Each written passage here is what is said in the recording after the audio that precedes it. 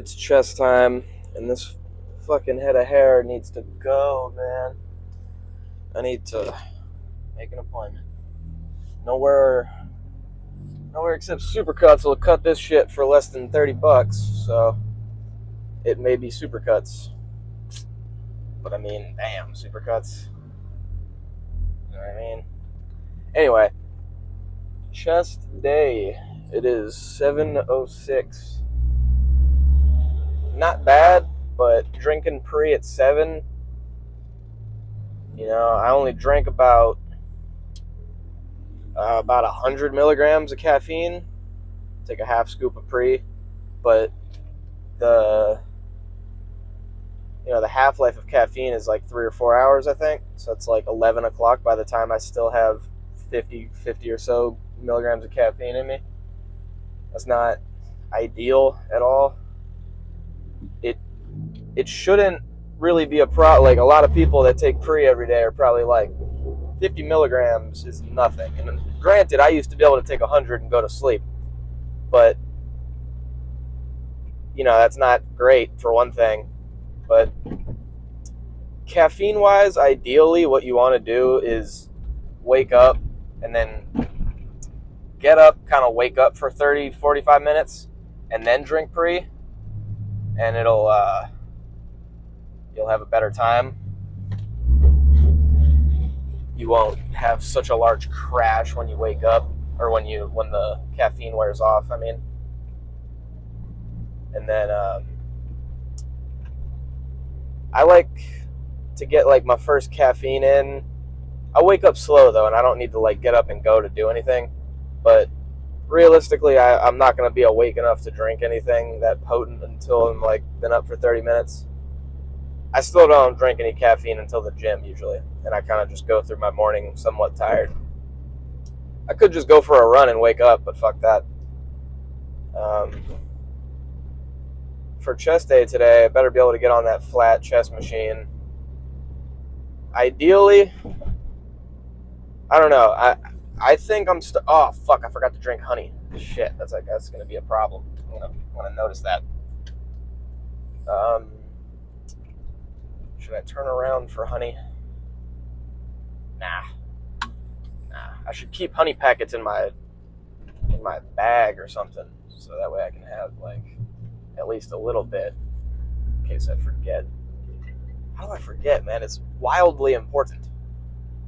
Wildly important. It's like 30, 40 grams of sugar just right to the bloodstream, right when I want it. And it's half glucose, half fructose, so it's like a real fast absorbing sugar. It's really good for the gym. This damn fucking my headlights just keep fucking flickering. Can I make this light? Oh, that's fucked up. I should have went, but nah, kind of shouldn't have. Anyway, so yeah, flat chest, probably definitely. I think I'm looking too boxy, so I really want to get that palms together dumbbell press. But nah, if it's busy, I'm just not gonna do that. I don't like going to the dumbbell area. And my calves are still wrecked. My calves are actually still super wrecked. Wonder how many people are still listening to this. Everyone probably just skipped up to the pose down, which is what I should just do. Pose down time.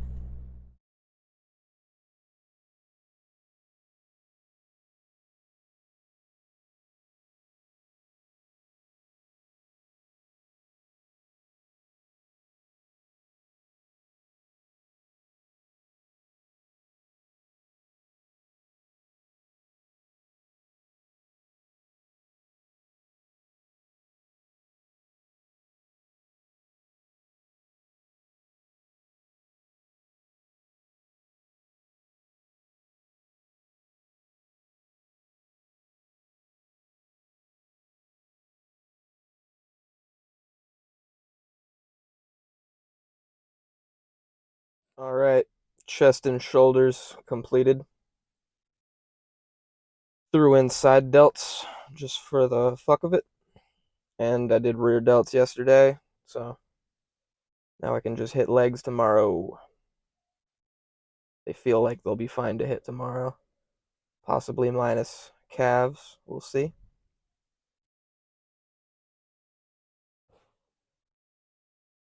I'd be stoked if I could get on a 4-day schedule. But it may not happen like that all the time, but we'll see. But man, it's Thursday, right? So many people in there doing chest. Just because it's Thursday, you gotta do chest because it's Thursday. Because I did chest on Monday, and then I probably didn't go to the gym for 2 days, and then now I need to work chest again on Thursday. It's really irritating. Like it gives off sheep, but I mean, if push pull legs over and over again works for you, then it works for you. I did it for a long time. Still, it's not like a great split. I'll never think it's a good split purely because you cannot thrash the muscle. And I believe that the muscle needs to be sufficiently thrashed. Not to say that you need to absolutely destroy the muscle, because we all know there's a point to where I think it's, look, it's give or take 1 or 2, but like 8 to 10 hard sets is about as much as you can do. So there's just really not much more to even think about, because how could you do more? I mean, you could do more, but then you're approaching the realm of your muscle has what it needs to repair, but not recover.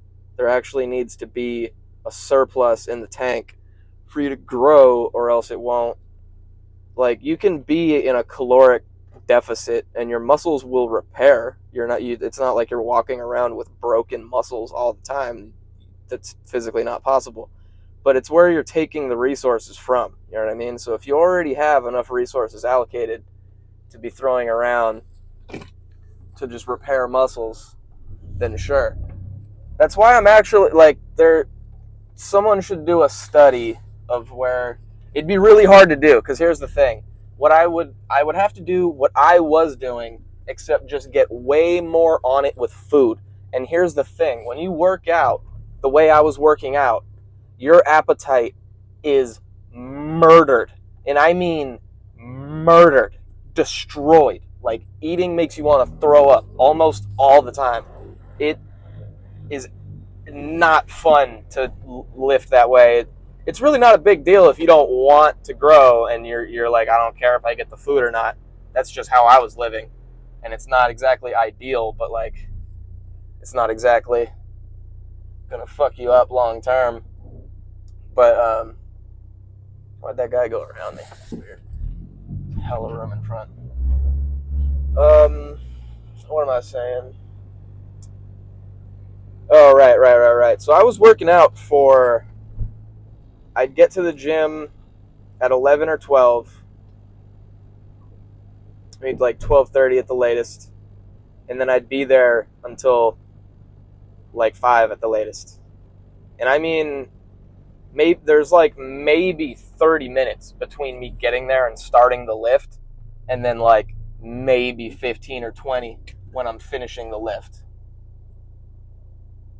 Or like before I leave when I finish the lift. So like 80% of the time spent there is lifting time. And there were still not a lot of rest periods. I was still resting. Honestly, there's a good chance I was resting for less of a time than I am now. And that is really saying something. Because I still don't rest for more than like, a minute, maybe a minute and a half if it's early on in the workout. But I don't be resting like that. So it was a ridiculous amount of working out. I think if each set had about 3 more reps in them throughout the workout, I'd have rhabdo. And that's where you're deteriorating your muscles to the point where your muscle tissue breaks down into your bloodstream, and then you're like peeing blood pretty much. It's fucked up. It's what David Goggins got just from being David Goggins, running like an absolute sociopath. But it was semi close. Like I'd get sick every once in a while, like pretty often, just because it was overtraining sickness. My immune system was just in the shitter. Every once in a while, I'd have to take a rest day just because I was like, there is no fucking chance.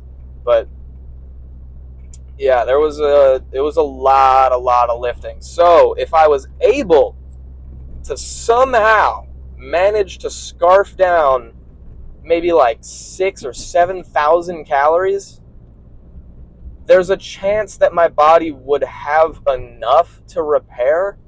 But then again, is your immune system there to repair itself? Is it eating the food? Is your body doing something? Like, eating food is not a stationary activity to where your body doesn't do anything. Your body has to break down the food, and it's harder to break down protein. That's why I forget what the percentage is exactly, but if you eat protein, a higher percentage of the calories in that food, say you eat 200 calories of meat, or you eat 200 calories of carbs, any kind of carbs, it's easier for your body to break down the carbs.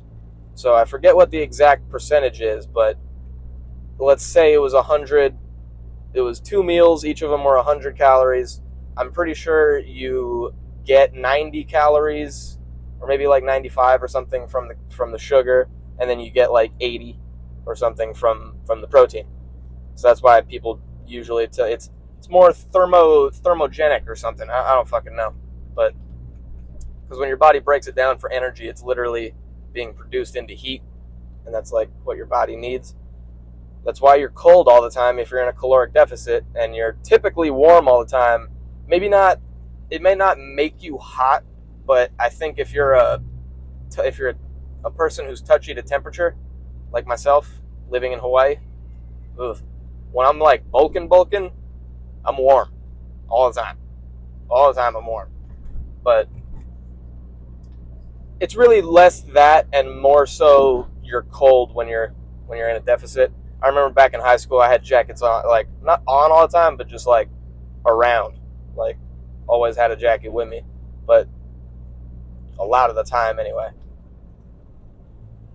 So did I even go over the workout? We did flat chest machine, and then we did some one-arm crossovers, and then some laterals.